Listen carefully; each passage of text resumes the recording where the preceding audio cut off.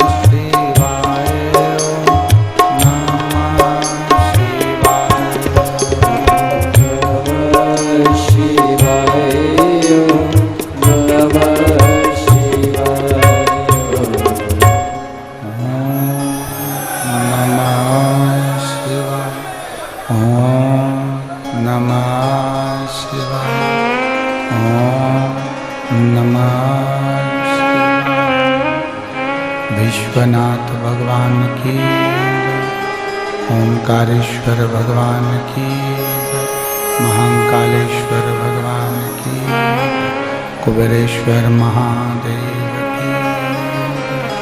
हर हर महादेव, हर हर महादेव, हर हर महादेव। काशी विश्वनाथ ओगड़दानी त्रिकालदर्शी कैलाशी अविनाशी भगवान शिव, जिनके पुनीत पावन शिव महापुराण की कथा संपूर्ण विश्व के कल्याण हेतु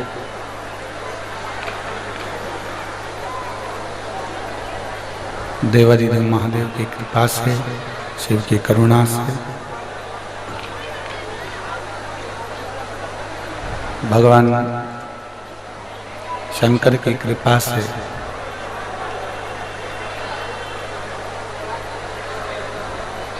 आप और हमको श्रवण करने का सौभाग्य प्राप्त हुआ है। भगवान देवादिदेव महादेव, भगवान शिव, जो संपूर्ण विश्व का कल्याण करने वाले हैं, संपूर्ण जगत का उद्धार करने वाले हैं,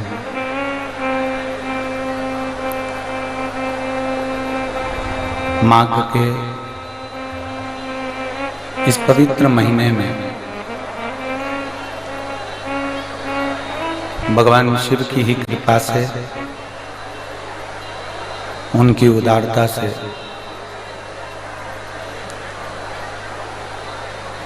भगवान श्री गौतम बुद्ध जी की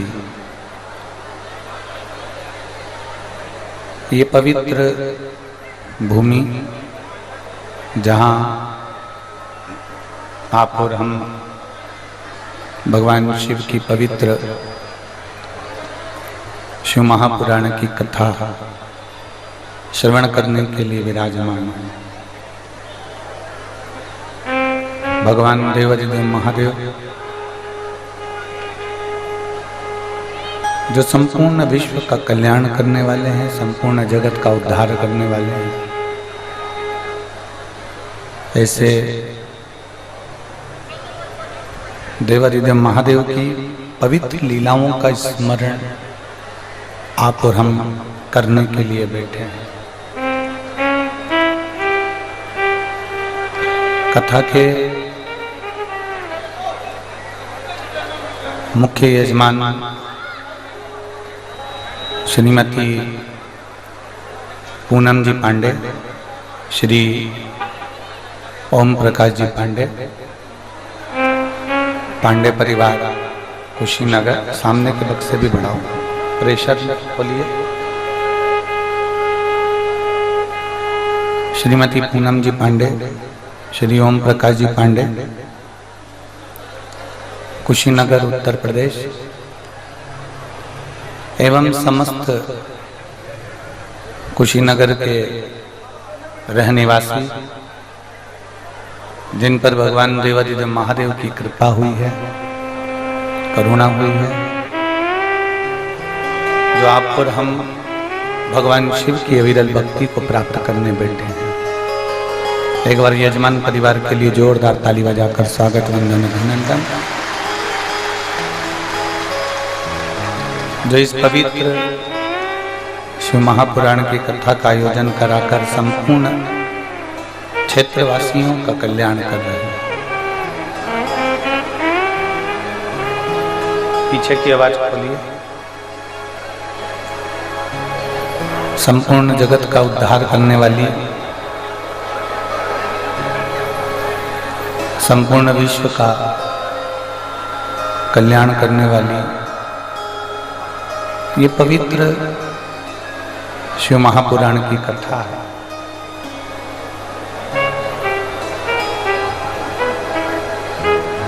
कहते हैं जिस भावों से हम कथा के पंडाल में बैठकर, जिस भावों से हम कथा के पंडाल में पहुंचकर कथा को श्रवण करते हैं। शिव महापुराण की कथा कहती है, जितने दिल से, जितने भाव से हम कथा को सुनते हैं, देवाधिदेव महादेव हमारी झोली भी उसी भाव से हमारी भरकर हमको हमारे घर के लिए भेजता है।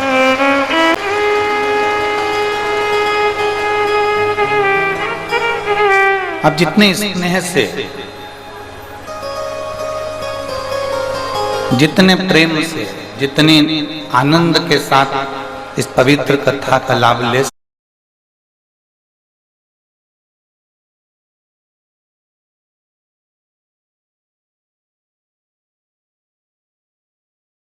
ऊपर बैठने वाला कभी भी नीचे आ सकता, पर नीचे बैठने वाला कभी भी गिरेगा नहीं, कभी नहीं। नीचे बैठने वाला एक काम जरूर कर सकता है कि नीचे बैठने वाला गिरेगा तो नहीं, नीचे बैठने वाला गिरेगा तो नहीं, पर यह पक्का है कि नीचे बैठने वाला ऊपर की ओर बढ़ सकता है पर नीचे नहीं आ सकता, ऊपर की ओर बढ़ सकता है।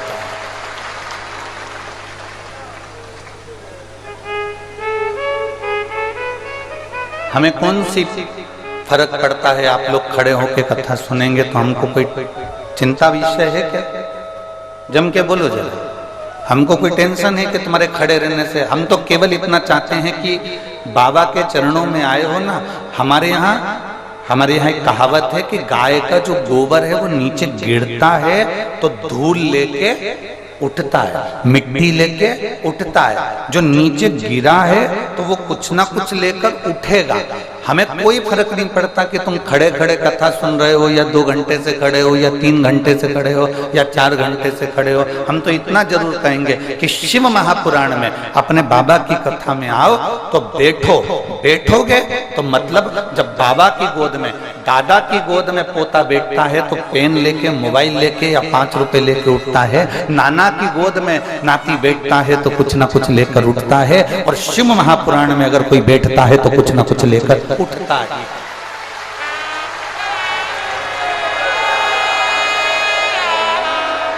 वो खाली नहीं जाएगा, उसको कुछ ना कुछ मिलेगा जरूर। अब आप कहो कि गुरुजी हम बैठे कैसे, हम हमारी तो आदत है खड़े खड़े रहना। ना ना ना, बैठ जाओ, आनंद लो, कथा रसपान करो, श्रवण करो। जीवन का ये लक्ष्य बार बार नहीं मिलने वाला। कौन सी कथा बार बार कुशीनगर में हो रही है? वो तो ये पूनम जी पांडे जी को और ओम प्रकाश पांडे जी को धन्यवाद देते हैं कि आपने अपने क्षेत्रवासियों के कल्याण के लिए यीशु महापुराण की कथा का आयोजन करवाया।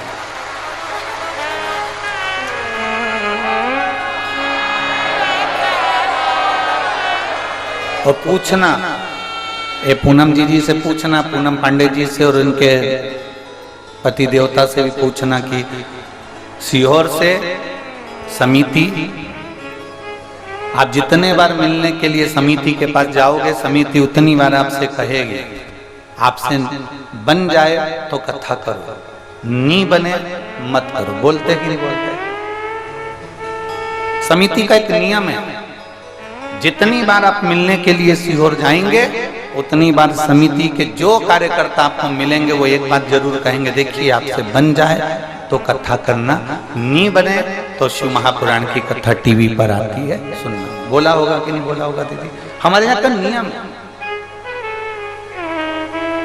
पर जो पक्का होता, जो दढ़ी बन जाता है, जो पक्का ठान कर बैठ जाता है, नहीं मुझे भरोसा है, मेरा बाबा है, मेरा शंभू है, वो कथा कराएगा, कथा बोलेगा और कथा सुनेगा, तो बस पक्का।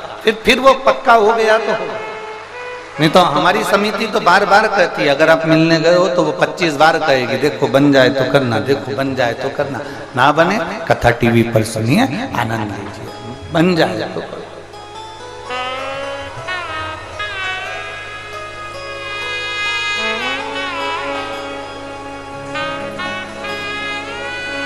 शिव भक्ति एकदम आनंदित भक्ति। इस भक्ति में कोई दिखावा नहीं है, इस भक्ति में कुछ भी दिखावा नहीं।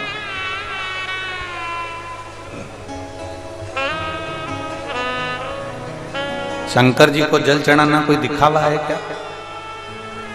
जम के बोलो। शिव जी को बेलपत्र चढ़ाना कोई दिखावा है क्या? शिव जी के मंदिर में झाड़ू लगाना कोई दिखावा है क्या? शिव जी के मंदिर में श्रृंगार करना कोई दिखावा है क्या? नहीं। शंकर की भक्ति में कोई दिखावा नहीं। आप राम जी के मंदिर में जाओगे तो सेल्फी ले लोगे, बोलो सही है? अरे बोलो तो जम के। ठीक है। आप कृष्ण जी के मंदिर में जाओगे तो सेल्फी ले लोगे। आप देवी जी के मंदिर में गए तो सेल्फी ले लोगे।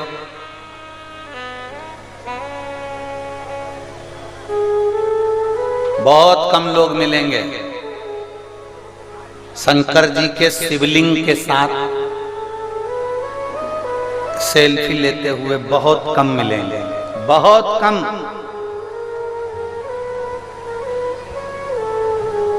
बोलो सही है कि गलत है? आपको दुनिया के सब लोग सेल्फी लेते दिखेंगे, बिहारी जी के मंदिर में, राम जी के मंदिर में, ठाकुर जी के मंदिर में, कृष्ण जी के मंदिर में, देवी जी के मंदिर में, देवता जी के मंदिर में, सब में सेल्फी लेते मिलेंगे। और शंकर जी के शिवलिंग में, शिवलिंग के साथ कोई सेल्फी लेते नहीं मिलेंगे, कोई नहीं मिलेंगे।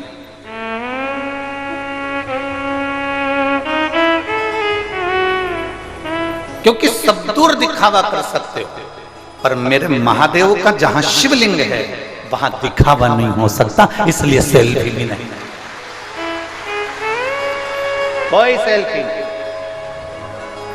आप शंकर के मंदिर में फोटो खिंचवाना चाहते हो तो आप शिखर के साथ खिंचवा लोगे, बाहर खिंचवा लोगे, बिल्कुल बाहर घूमते हुए खिंचवा लोगे, आप बाहर सब कुछ कर सकते हो, पर मंदिर के अंदर जहां शिवलिंग है वहां कोई सेल्फी नहीं ले शिवलिंग के साथ, और शिवलिंग के साथ सेल्फी लेने की जरूरत भी नहीं।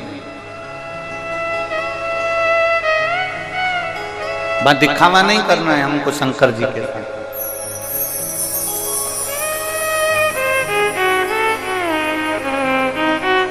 बड़े बड़े मंदिरों में दर्शन करने के लिए जाते हो, राम जी के मंदिर में गए हो, बिहारी जी के मंदिर में गए हो, देवी जी के मंदिर में गए हो, कृष्ण जी के मंदिर में गए हो, आप सबसे निवेदन करेंगे, जितने लोग आस्था चैनल पर सुन रहे हैं, जितने फेसबुक यूट्यूब पर सुन रहे हैं और जितने इस पवित्र कुशीनगर की भूमि से सुन रहे हैं, आप सबसे कहेंगे किसी मंदिर में सेल्फी लेने के लिए भगवान के सामने मत जाओ। भगवान के सामने जाकर हमें सेल्फी नहीं लेना है।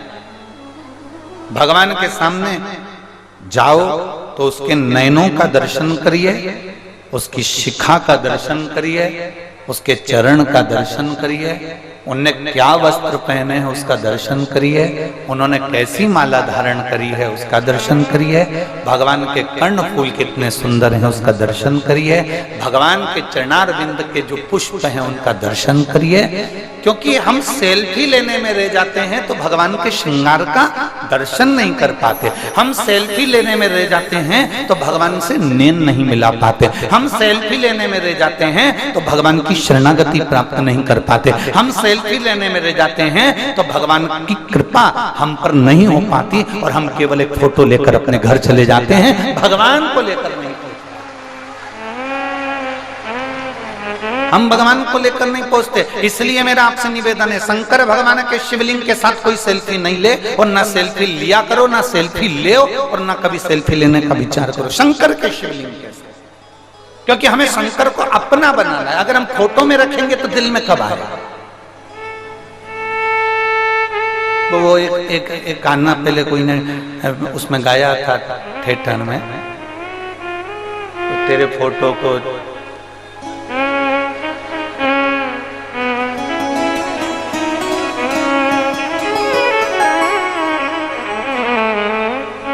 तेरे फोटो को चिपका लूं, ऐसा कुछ था वो, ध्यान नहीं।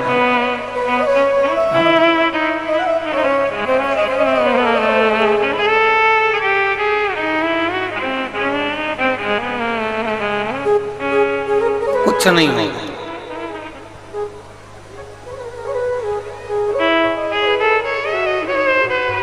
फोटो ले भी लोगे ना भगवान के साथ, अगर खींच भी लोगे तो कोई मतलब नहीं। भगवान को खींचो, भगवान का फोटो नहीं।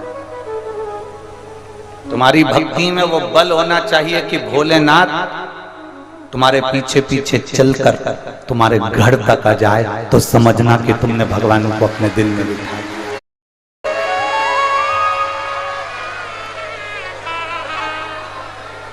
आज वृंदावन में, आज अयोध्या जी में, आज काशी जी में, आज वैष्णो देवी आदि कादिक जो चाहे बड़े बड़े तीर्थ हैं उन सभी में, पंढरपुर हो आदि कादिक सारे तीर्थ हों, उन सभी तीर्थों में भगवान के साथ सेल्फी लेने का क्रम नहीं होना चाहिए।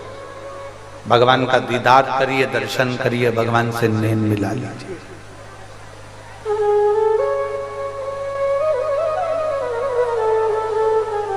और फिर निवेदन करूंगा, मेरे महादेव की शिवलिंग, मेरे महादेव की शिवपिंडी, मेरे महादेव का शिवलिंग के साथ में आपकी सेल्फी नहीं होना चाहिए। महादेव आपके दिल में ऐसे बैठ जाएं कि जिस महादेव को आप जल चढ़ा रहे हो, सेल्फी किसकी ली जाती है जो दूसरी बार नहीं मिल रहा।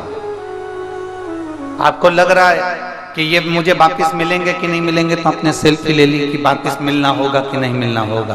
पर मेरा विश्वास कहता है ये कुशीनगर की भूमि से आप जितने बैठे हो ना, आपको ये भरोसा है, विश्वास है, पूर्ण भरोसा है कि अगर आज शिव महापुराण की कथा हमारी कुशीनगर में हो रही है तो ये पक्का है एक दिन महादेव मेरी भी झोली खुशियों से भरेंगे, तो मैं दूसरी बार फिर करूंगा, दूसरी बार फिर कथा होगी। ये हमारा विश्वास कहता है, हमारा भरोसा कहता है। और खाली ना जाता कोई दर से तुम्हारे, खाली ना जाता कोई दर से तुम्हारे, मैं भी खड़ी हूँ नन्ही बाहें पसारे, अपने हृदय से लगा लो, लगा लो, गिरा जा रहा हूँ, उठा लो, उठा भोले अपने दर से अब तो न टालो, गिरी जा रही हूँ, उठा लो, उठा लो।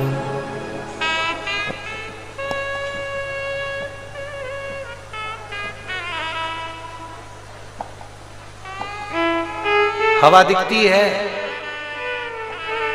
बोलो तो रे कुशीनगर वालों, हवा दिखती है, ठीक है।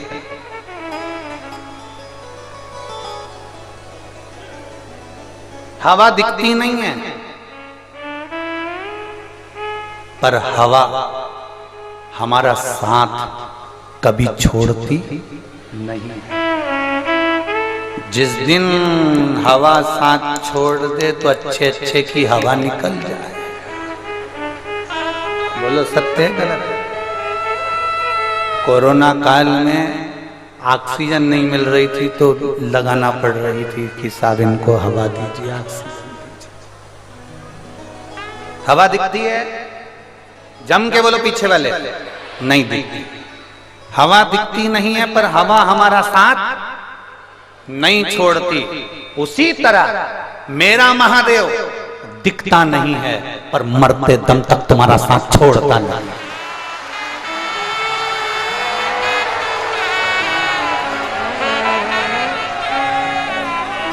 हवा दिखती नहीं है पर साथ छोड़ती नहीं है। उसी तरह मेरा महादेव है, मेरा शंभु, मेरा त्रिकालदर्शी, मेरा कैलाशी, मेरा विनाशी है। वो दिखता नहीं है पर मरते दम तक जो जल चढ़ाता है उसका हाथ और उसका साथ जिंदगी भर नहीं छोड़ता है। जिंदगी भर सेल्फी उसके साथ लीजिए जो एक बार मिल रहा हो, एक बार जो मिलता है उसके साथ सेल्फी लीजिए, पर मेरे महादेव के साथ सेल्फी मत लेना, क्योंकि वो एक पल भी जल चढ़ाने वाले को छोड़ता नहीं है। वो तुम पुकारोगे तुम्हारे सामने आकर खड़ा हो जाएगा, उसको सेल्फी की जरूरत नहीं, उसके साथ नहीं। आज विडंबना पैदा कर दी लोगों ने, ये नया नया फैशन आ गया, मंदिर में जाओ तो भगवान के साथ सेल्फी लीजिए। क्या है ये कौन सा तरीका? ये मेरे महादेव के मंदिर में बिल्कुल ना करिए, मेरे शंकर के शिवलिंग के साथ बिल्कुल ना करिएगा। शंकर आपके दिल में होना चाहिए, आपके हृदय। पशुपतिनाथ में कितने दिए जलाती हो व्रत में? 6 दिए, 5 दिए मंदिर में जलाती हो और 1 दिया अपने घर के दरवाजे के सीधे हाथ पर राइट हैंड में जलाना। ठीक है, बोलो तो जम के। ठीक है, 6 दिए आप लोग पशुपतिनाथ के व्रत में जलाते हैं। 6वां दिया पशुपतिनाथ का घर के दरवाजे पर क्यों जलाया जाता है? 5 दिए तुमने मंदिर में जला दिए तो ये 6वां भी मंदिर में जला देना था। जब 5 दिए हमने शिव के मंदिर में जलाए तो 6ठा दिया भी हमें मंदिर में जलाना था, फिर इसको हम शंकर के मंदिर में ले भी गए। और अगर 6ठा दिया तो मैं घर में जलाना था तो घर के अंदर ही रख के आ जाती, फिर इसको मंदिर लेकर क्यों गई? कोई पूछे तुमसे कि ये सियोर वाला महाराज तो नए नए व्रत बताते रहता है, सियोर वाला महाराज नए नए काम बताता रहता है, लोग हमको टोटका वाला महाराज भी कह देते हैं, ताने भी दे देते हैं, पर उनको नहीं मालूम कि दशरथ जी के घर में जब औलाद नहीं हुई तो उन्होंने गुरु बाबा से कहा था, और गुरु बाबा ने कोई उपाय कराया तो क्या वो टोटका था? बोलो तो जम के नहीं। राजा परीक्षित को सर्प डसने के लिए आने वाला है, और परीक्षित किसी गुरु से पूछे कि मेरे प्राण छूटने वाले हैं, आप बताओ कोई उपाय। तो उपाय बताने वाला अगर टोटका होता तो फिर गुरुजी उनको पुत्र कामेष्ठी यज्ञ नहीं करवाते, अगर कह देते कि क्या करना उपाय कर क्या करना। शिव महापुराण में जितनी बातें आपको शिव महापुराण के माध्यम से, इस व्यासपीठ के माध्यम से, बेलपत्र चढ़ाने का तरीका, शहद लगाने का तरीका, काली मिर्च चढ़ाने का तरीका, एक एक अरहर की दाल की पत्ती चढ़ाने का तरीका, एक एक बातें, दुर्वा चढ़ाने का तरीका, शमी पत्र चढ़ाने का तरीका, कमल गट्टे चढ़ाने का तरीका, सरसों के फूल चढ़ाने का तरीका, जितनी बातें आपको इस व्यासपीठ से बताई जाती है वो सारी की सारी गीता प्रेस गोरखपुर की शिव महापुराण के अंदर अंकित है। गीता प्रेस गोरखपुर की शिव महापुराण के साथ में अंकित है। शंकर जी पे चढ़ा हुआ जल पीना है, ये शिव महापुराण में अंकित है कि 3 ताप हमारे समाप्त हो जाते हैं शिव जी पे चढ़े हुए जल का आचमन करने से। नारी भगवान शंकर की पूजन करेगी, हमारे शास्त्र कहते हैं। लक्ष्मी जी ने बेलपत्री के पेड़ के नीचे शंकर का शिवलिंग बनाकर पूजन करा।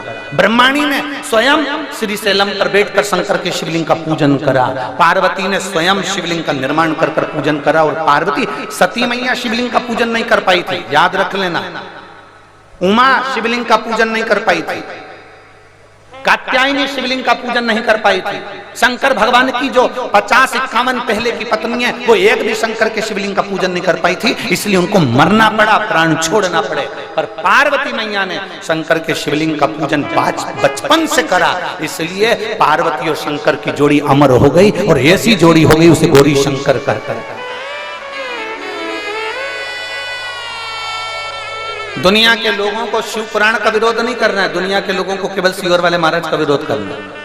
शंकर पे जल मत चढ़ाओ, शिव जी पे जड़ा जल मत पियो, श्री शिवाय नमस्तुभ्यम वेद और पुराण शास्त्र का मंत्र ही नहीं है। हम कहते हैं जिनको लगता है कि श्री शिवाय, जम के बोलिए जरा, श्री शिवाय नमस्तुभ्यम, जिनको लगता है कि ये हमारी शिव पुराण में मंत्र नहीं लिखा, उनसे कहूंगा एक बार गीता प्रेस गोरखपुर की शिव पुराण को पढ़ो,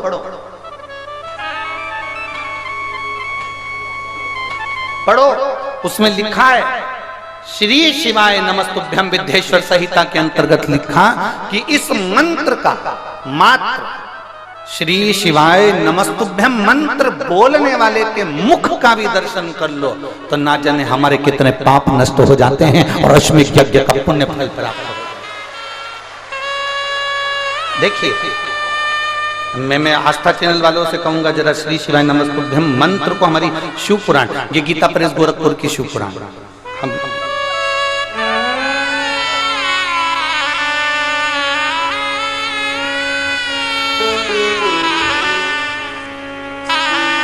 गोरखपुर की शिव महापुराण के अंदर श्री शिवाय नमस्तुभ्यम कौन से पृष्ठ पर लिखा है, तो हमारी उंगली चल रही है, उस उंगली को जहां चलाया जा रहा है वहां पर आप लोग स्मरण करेंगे। विद्येश्वर संहिता,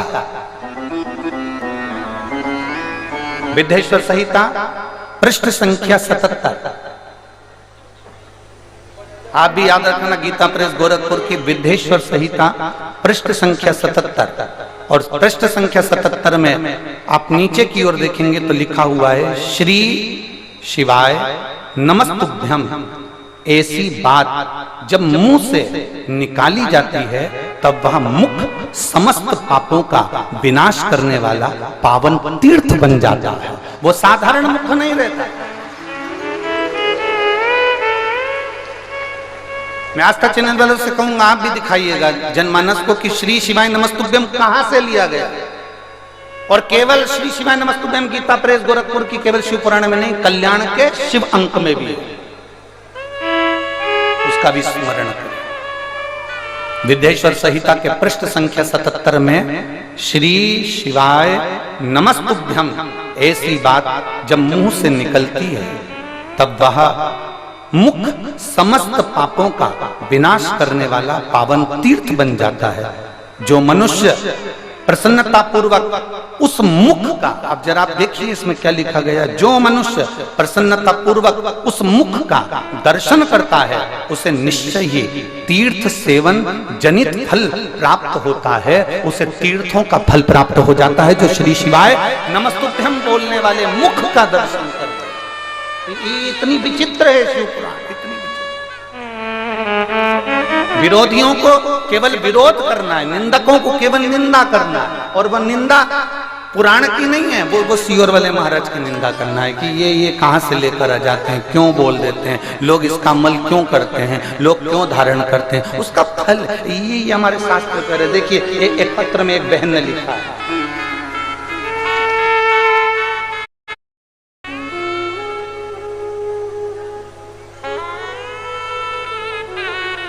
दुनिया की सबसे बड़ी सफलता कौन सी है? जल्दी बोलो, दुनिया की सबसे बड़ी सफलता कौन सी है? दुनिया की सबसे बड़ी उपलब्धि कौन सी है? दुनिया की सबसे बड़ी सफलता कौन सी? गौतम बुद्ध की पवित्र भूमि कुशीनगर कहती है दुनिया की सबसे बड़ी सफलता है अपने प्राण छोड़ते समय प्राश्चित ना हो, चेहरे पर स्माइल हो।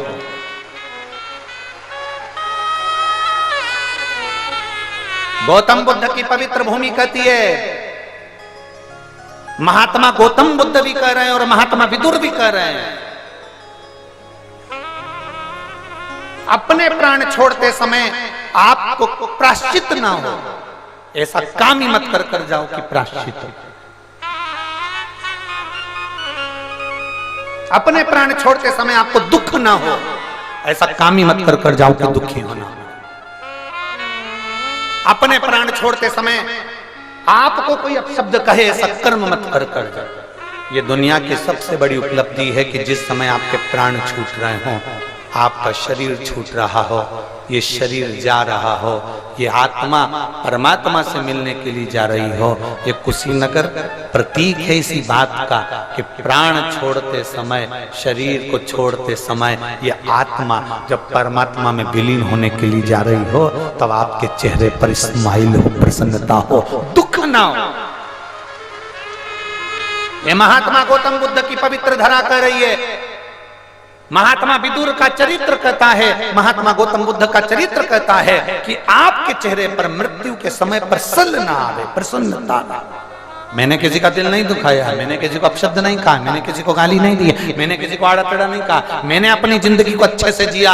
मरते समय तुम्हें बेटों की चिंता ना हो, मरते समय तुम्हें बहुओं की चिंता ना हो, मरते समय तुम्हें परिवार की चिंता ना हो, मरते समय तुम्हें किसी वस्तु की चिंता ना हो, और तुम्हारे प्राण यमराज तुम्हारे सामने खड़ा हो और प्राण जा रहे हो, उस समय पर तुम्हारे चेहरे पर केवल मुस्कुराहट और मुख की जिह्वा पर मंत्र श्री शिवाय नमस्तुभ्यम, पंचाक्षर मंत्र नमः शिवाय, षडाक्षर मंत्र ओम नमः शिवाय, 2 अक्षर का मंत्र राम नाम, 2.5 अक्षर का मंत्र कृष्ण, 12 अक्षर मंत्र ओम नमो भगवते वासुदेवाय। तुम्हारे मुख पर ये मंत्र जब मुख में होंगे तो निश्चित है कि तुम्हारा चेहरा कह देगा कि तुम्हें कोई विपदा, कोई चिंता व्याप्त ही नहीं रहेगी।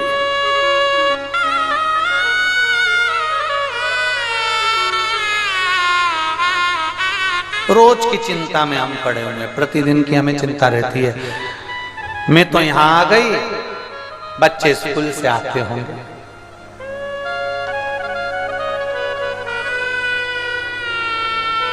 तुम यहां से जाओ, बच्चे तुमको स्कूल की ड्रेस में नहीं मिलेंगे। तुम यहां से जाओ, बच्चे तुम्हारे भूखे नहीं मिलेंगे। तुम चिंता कर रही हो, बच्चों को मालूम है मम्मी गई कथा में, फुल एंजॉय, फुल फ्रिज खोला, सामान निकाला, गुड दूध निकाल के हॉर्लिक्स घोल के, बिस्कुट टोस्ट, और दोस्तों से कह दिया आ जाओ मम्मी गई कथा। तुम चिंता में दुबली हो गई। बेटे ने कुछ नहीं खाया होगा, बेटे ने कुछ नहीं खाया होगा, बेटे ने कुछ नहीं खाया होगा। और फिर घर पहुंचकर बेटे से कहो, ले मैं तुझे खाना। मम्मी मेरा पेट भरा। क्या खाया? बस पेट भरा, मैं स्कूल से टिफिन खा के आया। अब ये नहीं बता रहा है कि सारा फ्रिज का माल में ही निपटा गया, जो अलमारी में रखा हुआ था वो मैं खा गया। तुम्हें चिंता है, तुम्हें चिंता है। मेरा पति ऑफिस गया है, टिफिन तो घर में रह गया, वो क्या खाएगा, क्या खाएगा? तुम्हें चिंता है, उसको चिंता नहीं है, क्योंकि उसको मालूम है मेरी ऑफिस की ही बिमला लेके आई है टिफिन। आज भगवान ने कृपा कर दी, उसका आधा टिफिन मैं खाऊंगा और स्नेह बढ़ जाएगा। तुम्हें चिंता है, उसको नहीं। जिंदा हो तब तक चिंता व्यापेगी, मरने के बाद चिंता नहीं, चिता व्यापेगी। कहाँ चिंता है? जिंदा हो तब तक चिंता है। और हम कहते हैं चिंता को छोड़कर बाबा पर आश्रित हो जाइए, चिंता को छोड़कर बाबा पर। बाबा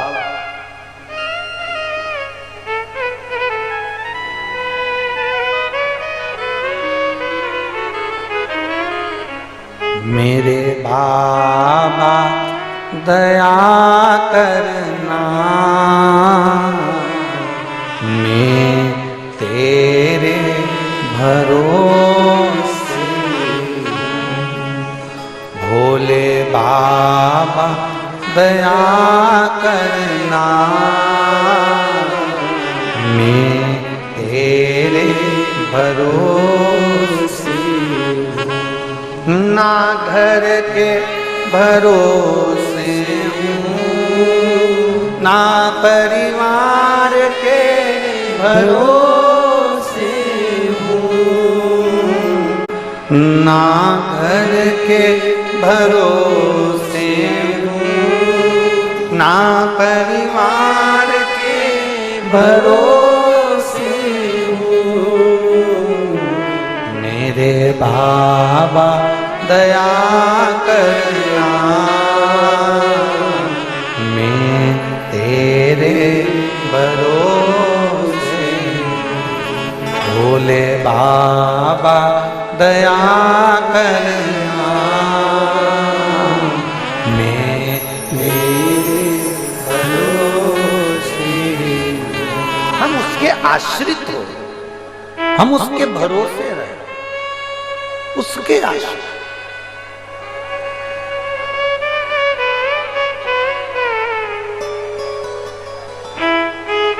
और जब हम उसके आश्रित होंगे तो होकर देखो, एक बार आश्रित होकर देखो,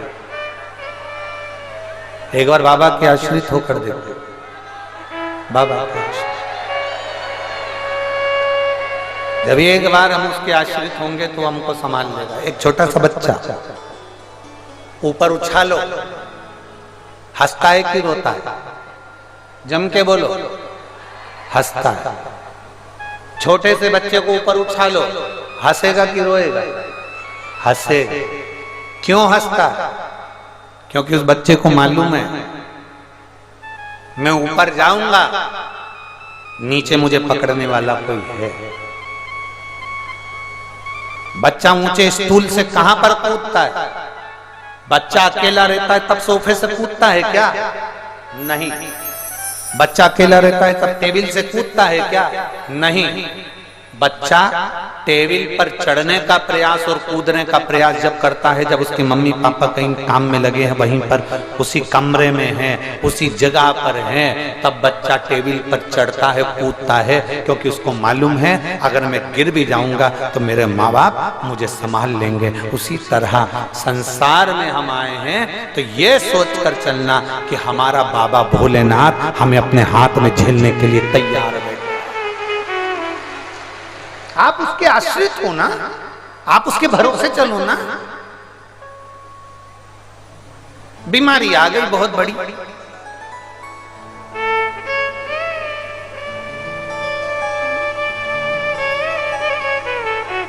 आपसे एक बात पूछेंगे, पहले छोटे छोटे घर होते थे, छोटा छोटा मकान होता था, छोटा छोटा झोपड़ा होता था, कबेलू का मकान होता था, मिट्टी का मकान होता था, छोटे छोटे कमरे होते थे, गोबर से लिपे हुए होते थे, मट्टी से बने हुए होते थे।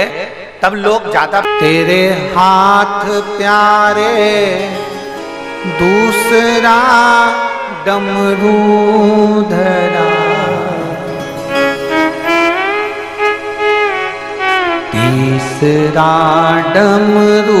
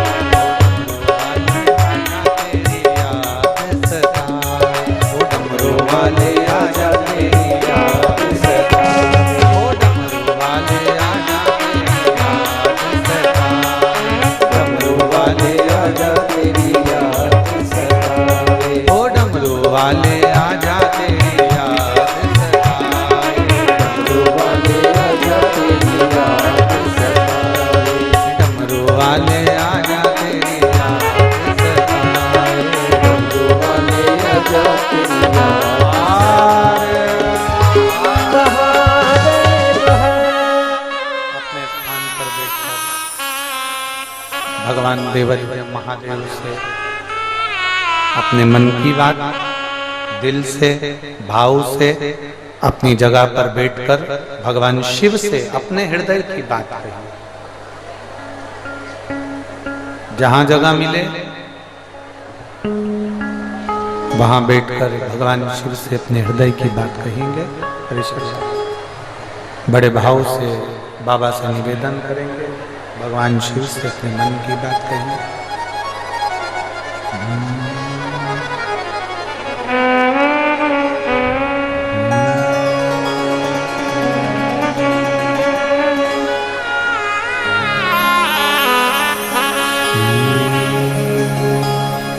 शिवाय नमस्तु, श्री शिवाय नमस्तु, श्री शिवाय नमस्तु, श्री शिवाय नमस्तु, श्री शिवाय नमस्तु। भोला सब दुख काटो, ओ भोला सब दुख काटो, शिव शंकर जपो तेरी माला, भोले बाबा जपो तेरी माला, भोला सब दुख काटो हमारा, ओ भोला सब दुख काटो हमारा। वेश है मंगल मंगलकारी, वेश है मंगल मंगलकारी, शमशान वासी हमारा, शमशान वासी ओ भोला सब दुख काटो, ओ भोला सब दुख काटो। भगवान देवाधिदेव महादेव भगवान शिव का चरित्र कह रहा है। बाबा शंभू की कथा कर सामने के स्पीकर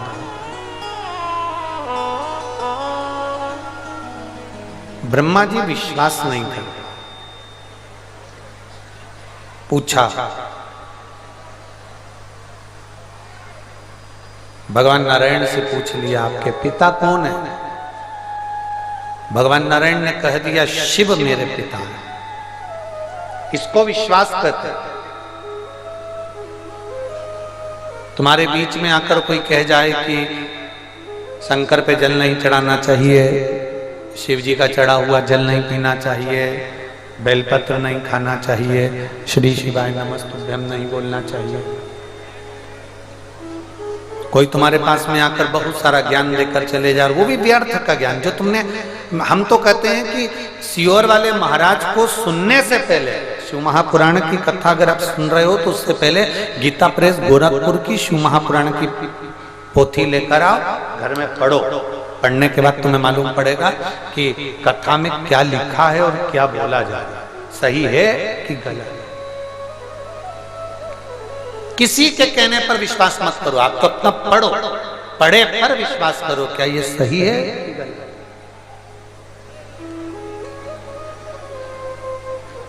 ब्रह्मा जी का भरोसा नहीं टिक पाया और ब्रह्मदेव का जब भरोसा नहीं टिका, ब्रह्मा जी का जब भरोसा नहीं टिकता, ब्रह्मा जी का जब भरोसा पूर्ण नहीं हो पाया तो उन्होंने कह दिया कि इस पर्वत को अपन घुमाते हैं। पर्वत को घुमाना प्रारंभ करा तो अग्नि का खंभ, एक लिंग उत्पन्न हो गया। शिवजी ने कहा ये मेरी ही आकृति। सबसे पहला शिवलिंग की उत्पत्ति भगवान देवाधिदेव महादेव के शिवलिंग का प्रागट्य शिवरात्रि के दिन एक बिंदु के माध्यम से हुआ।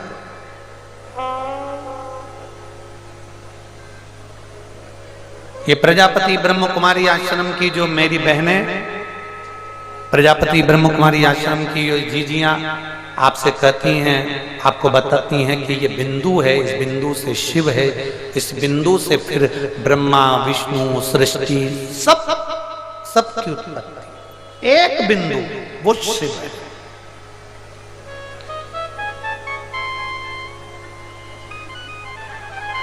एक बिंदु वो शंकर है। कुछ नहीं रहता, आखिरी में वही बिंदु रह जाता, आखिरी में वो बिंदु।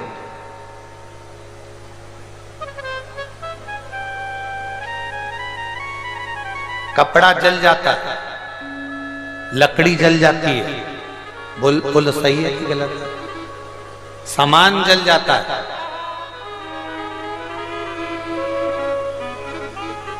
कपड़े का अस्तित्व बिगड़ सकता है, लकड़ी का अस्तित्व बिगड़ सकता है,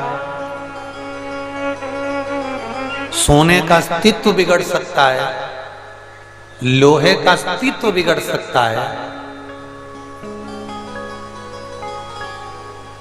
शरीर का अस्तित्व बिगड़ सकता है, पर राख का अस्तित्व बिगड़ता है क्या? राख का अस्तित्व बिगड़ेगा नहीं। मेरे देवाधिदेव महादेव अपने शरीर पर राख धारण करते हैं, मेरे शंकर अपने शरीर पर राख लपेट कर रखते हैं, क्योंकि राख इसलिए लपेट कर रखते हैं, मेरे शिव अपने शरीर पर राख ढूंढने के लिए ऊपर चले जाते हैं और नारायण भगवान शंकर के चरण ढूंढने के लिए पाताल में चले जाते हैं, नीचे जाते जाते जाते जाते जाते जाते पर नारायण को भगवान शंकर के चरण नहीं मिलते। और भगवान ब्रह्मा जी ऊपर जाते जाते जाते जाते उन्होंने गौ माता को साथ में ले लिया, केतकी के फूल को साथ में ले लिया और कह दिया नीचे चलकर तुम भगवान नारायण के सामने कह देना कि तुमको भगवान शंकर का शीश मिल गया, सिरा छोर मिल गया। गौ माता भी झूठ बोलने के लिए आतुर हो गई, केतकी का फूल भी झूठ बोलने के लिए आतुर हो गया।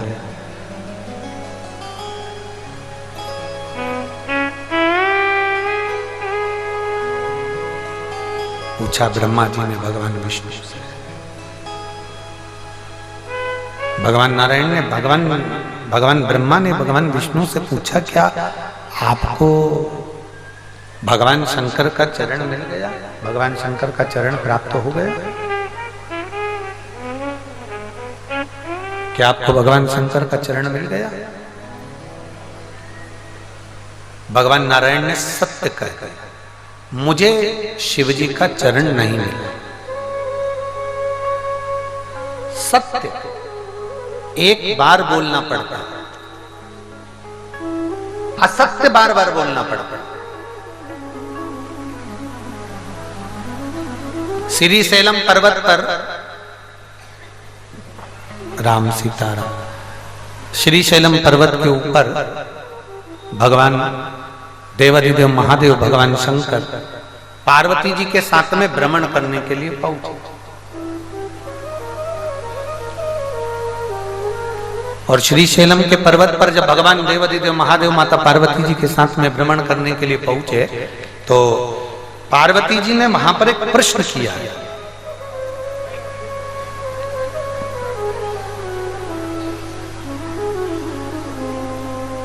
पार्वती जी ने प्रश्न किया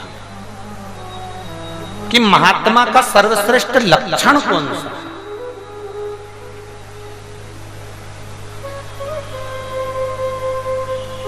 मेरी कुशीनगर की जीजियों, मेरे जीजाओं, बेटियों, बेटाओं, मेरी माताओं, मेरे भाई, स्मरण करिएगा कि एक पार्वती जी ने श्री शैलम के पर्वत पर एक प्रश्न किया, महात्मा का सर्वश्रेष्ठ लक्षण कौन सा? तो कहा महात्मा के दो लक्षण श्रेष्ठ है। एक, मृत्यु लोक पर जब तक रहता है तब तक मुझे ढूंढने का प्रयास करता है, सब में शिव को देखता है, सब में शिव।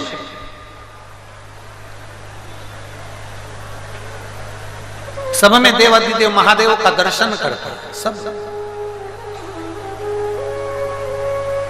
और दूसरा, महात्मा कभी मुख पर असत्य को लेकर नहीं आता।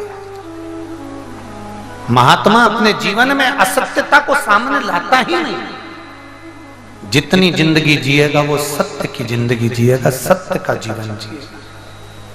किसी के मरने के बाद आप लोग कहते हैं राम नाम, जम के बोलो, जरा जम के बोलो, राम नाम सत्य है। अच्छे से बोलना चाहिए, मालूम है तुम्हारे और हमारे कोई भी मर गए तो मरने पर अपन थोड़ी ना बोल पाएंगे, इसलिए अपन अब भी बोल लो, राम नाम सत्य।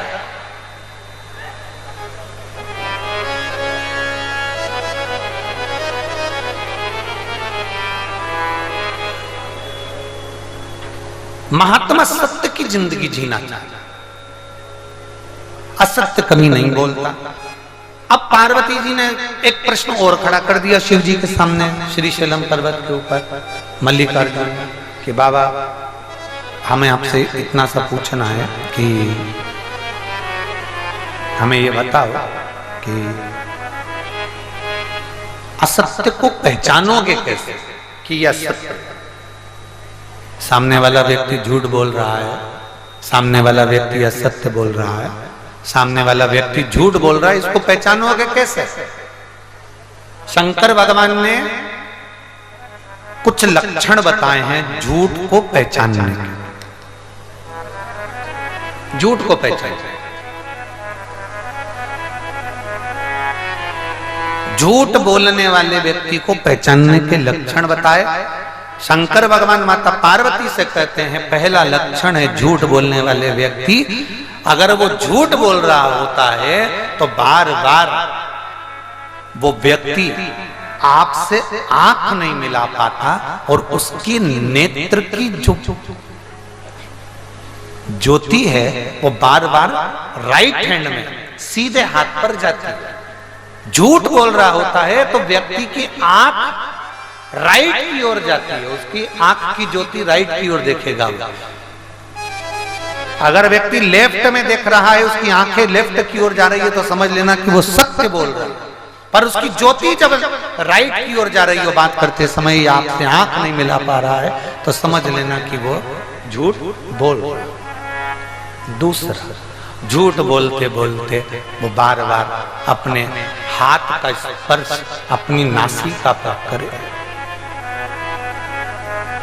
बार बार नासिका का स्पर्श किया जाता है, मतलब उसका ब्लड प्रेशर बढ़ रहा है, मतलब वो झूठ बोलना प्रारंभ कर दिया, ये निश्चित है।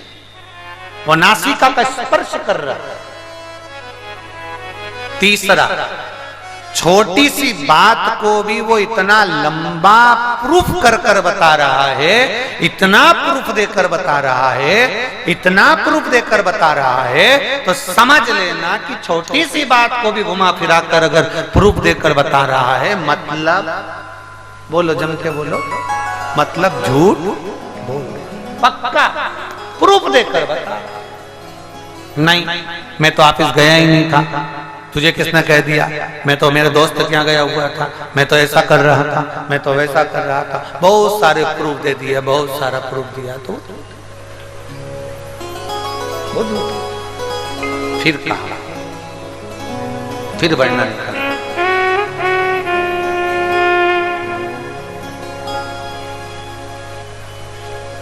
बार बार क्रोध आ जा रहा, बात करते समय थोड़ी थोड़ी देर में गुस्सा आ जाना, फिर नरम पड़ जाना, फिर क्रोध हो जाना, बताते हुए, पूछते समय, बताते हुए थोड़ी सी वाणी को तीव्र कर कर फिर नरमता में, फिर गुस्से में, फिर नम्रता में कहना, मतलब शिव जी कह रहे हैं पार्वती, महात्मा का सर्वप्रथम लक्षण है कि वो सत्य से दूर ना जाए, सत्य से। शंकर जी को सबसे ज्यादा पसंद क्या है?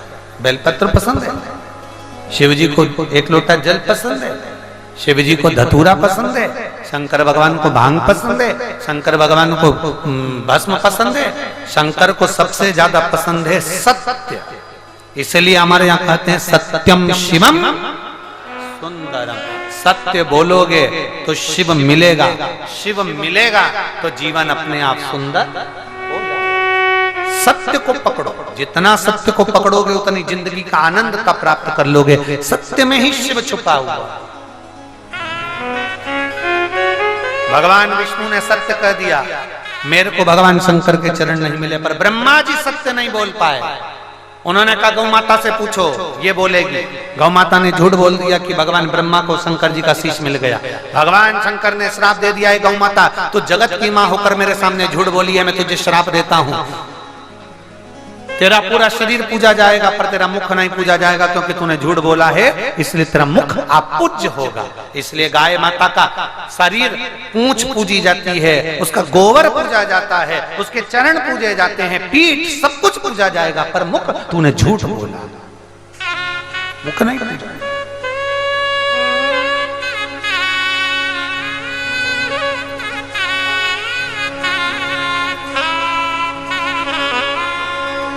घर के जो बर्तन होते हैं ना, घर के जो पात्र होते हैं, गौ माता को भोजन देने का पात्र अलग रहता है। आप लोग उसमें अपने घर का जो भोजन है आप उसमें दियो, वो खाएगी, पर घर के भोजन में गौ माता को भोजन नहीं दिया। झूठ बोली, तूने झूठ कहा, असत्य बोल दी। गौ माता सारे देवताओं की परिक्रमा आगे से होगी, पर तेरी परिक्रमा पीछे से होगी। कन्यादान, वस्त्रदान, मुद्रादान, स्वर्णदान, अन्नदान, सारे दान आगे से होंगे, पर गौदान कभी आगे से नहीं होगा। गाय का दान गाय की पूंछ पकड़कर पीछे से किया जाएगा, क्योंकि तू झूठ बोली है, तूने झूठ बोला, तूने झूठ कहा, इसलिए तेरा दान आगे से नहीं होगा, तेरा दान पीछे से। गौदान कहां से होता है? गाय की पूंछ पकड़, गौ माता की पूंछ पकड़कर गौदान किया जाता है, क्योंकि तूने झूठ बोला। सत्यमय जीवन जियो, महात्मा का लक्षण है सत्य बोलना, महात्मा का लक्षण है सत्यता का जीवन जीना, सत्यमय अपने जीवन को आनंदित करना, सत्यमय अपने जीवन को जीने का प्रयास करना, सत्यता में अपने जीवन को आनंदित करते हुए आगे बढ़ाना, सत्यता के जीवन को अग्रण्यता रखना, ये मानव का, महात्मा का जीवन। केतकी के फूल ने भी झूठ बोल दिया तो केतकी के फूल को भी श्राप दे दिया। अरे केतकी, मैं तुझे श्राप देता हूँ, सारे देवताओं पर तू चढ़ेगा पर शंकर पर केतकी का फूल कभी नहीं चढ़ेगा, क्योंकि तूने झूठ बोला। कनेर का फूल जो एक पक्षी नहीं खाता, जानवर नहीं खाता, वो कनेर का फूल शिव जी को चढ़ जाता है। पर केतकी के फूल में सुगंध होती है। केतकी का फूल दिखने में सुंदर होता है, केतकी का फूल सुगंधित होता है, बड़ा सुंदर होता है, पर वो शंकर भगवान पर नहीं चढ़ता। शिव कहते हैं मुझे कांटे का पुष्प चढ़ा दो, धतूरा चढ़ा दो, कनेर का फूल चढ़ा दो, जहरीला फूल चढ़ा दो, चल जाएगा, पर मेरे ऊपर केतकी का फूल मत चढ़ाना। अगर केतकी का चढ़ाया तो 1000 गौ हत्या के बराबर दोष लग जाएगा। भले सुंदर है, भले सुगंधित है, पर मुझे नहीं चाहिए, मुझे पसंद नहीं। एक बात आप लोगों से पूछे हैं, उत्तर देना। कोई बहुत सुंदर दिखे, कोई बहू बहुत सुंदर होती है, कोई बहू बहुत सुंदर होती है, बहुत सुंदर, पढ़ी भी बहुत है, इंजीनियरिंग करी है, सुंदर भी बहुत है, दिखने में भी अच्छी है, पढ़ी लिखी भी है, दहेज भी लाई है, गाड़ी भी लाई है, चलाना भी जानती है, 2 व्हीलर 4 व्हीलर दोनों।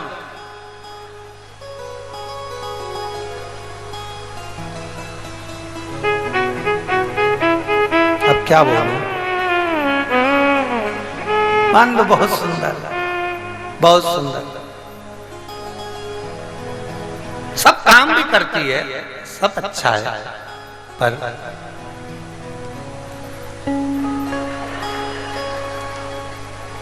समझ गई, समझ गई। बोलना, इससे बोलना अपना सिर फोड़। इंजीनियर है, सुंदर है, गाड़ी बंगला दहेज सब लाई है, पर जिभ्या अच्छी नहीं है, तो ईमानदारी से बोलो, वो दहेज, वो गाड़ी, वो बंगला और वो इंजीनियरिंग की डिग्री और वो डेंटिंग और पेंटिंग किसका? बोलो रीजी जी, सही है कि गलत है? जम के बोलो जरा। तुम्हें क्या चाहिए? रोटी ना दे बहू चलेगा, चाय ना दे बहू चलेगा, हम खुद बना लेंगे, पर बहू कम से कम सम्मान के शब्द बोले, ये बहुत काफी है। बहुत रोटी नहीं देगी ना तो चल जाएगा, चाय नहीं देगी चल जाएगा, भोजन नहीं देगी चल जाएगा, कुछ भी ना करेगी चल जाएगा, पर वो सम्मान के शब्द बोले, प्रेशर खोलो प्रेशर, सम्मान के शब्द बोले, वो जरूर। सम्मान के शब्द नहीं बोलती है ना तो दुख होता, ठीक है।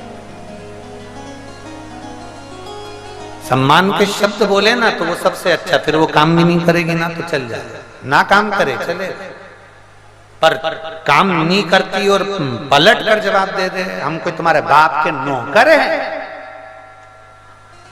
कर लो तुम्हारी, हम पढ़ी लिखी, हमें नहीं करना, जा कर और बोल दे ये बुढ़िया तो दिन भर 24 घंटा बड़ बड़ बड़ बड़ बड़ करेगा ना। शिव महापुराण की कथा कहती है डिग्रियां अपनी जगह काम करेगी, पर ईमानदारी की बात यह है कि अपनी जिह्वा पर जितनी मिठास ला सकते हो उतनी मिठास लेकर आइए, अपनी जीवन पर जितनी मिठास।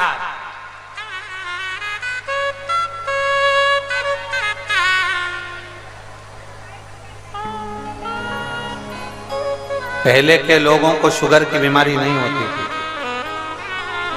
यहाँ पर कई माताएं बैठी हैं, बोलो सही बात है कि गलत है? पहले के लोग इतना मीठा खाते थे, आज के जमाने में लोग इतनी मीठी चाय नहीं पीते जितनी मीठी पहले पीते थे। हाथ डुबा दो तो चाशनी में डुब हो जा, और चाय भी कोई शक्कर की नहीं बनती थी, काहे की? जम के बोलो जरा, गुड़ की